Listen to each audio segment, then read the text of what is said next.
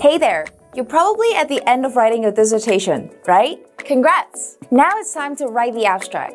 But how do you squeeze your entire research into a few hundred words? Keep watching as we go through the steps with an example. Hi, I'm Jessica from Scribr, here to help you achieve your academic goals. An abstract is a short and concise summary of a longer work, such as a dissertation or research paper. It's usually around 150 to 300 words. But make sure to check the requirements of your university or journal. Always include the abstract on a separate page before the main text. In a dissertation or thesis, it comes after the title page and acknowledgement, but before the table of contents. In all cases, the abstract is the very last thing you write. It should be a completely independent, self-contained text and not an excerpt copied from a paper or dissertation. Here are 4 things you need to include in your abstract. We'll go over them one by one with an example. Your research problem and objectives. Methods. Key results or arguments. Conclusion. You can start by clearly defining the purpose of your research.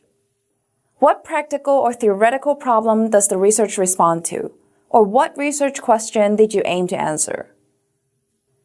You can include some brief context on the social or academic relevance of your topic, but don't go into detailed background information. After identifying the problem, state the objective of your research. Use verbs like investigate, test, analyze, or evaluate to describe exactly what you set out to do. This part of the abstract can be written in the present or past simple tense, but should never refer to the future, as the research is already complete. Next, indicate the research methods that you use to answer a research question. This part should be a straightforward description of what you did in 1 or 2 sentences. It is usually written in the past simple tense as it refers to completed actions. Next, summarize the main research results. This part of the abstract can be in the present or past simple tense. Depending on how long and complex your research is, you may not be able to include all results here. Try to highlight only the most important findings that will allow the reader to understand your conclusions. Finally, state the main conclusions of your research. What is your answer to the problem or question? The reader should finish with a clear understanding of the central point that your research has proved or argued. Conclusions are usually written in the present simple tense. If there are important limitations to your research, for example, related to sample size or methods, you should mention them briefly in the abstract.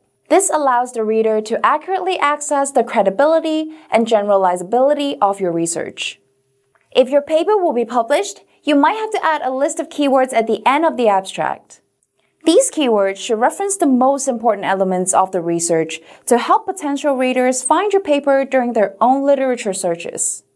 Be aware that some publication manuals, such as APA Style, have specific formatting requirements for these keywords.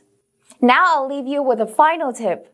Proofread and revise. Make sure to check the guidelines and format your work correctly. We have an article on formatting an APA Style abstract. It's here.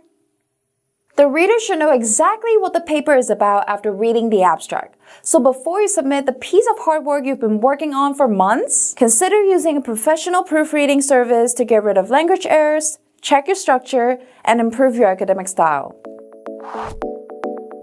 Now it's time to wrap that abstract up and relax. Make sure to drop a like and subscribe for more academic content every week. Thanks for watching, and I'll see you next time.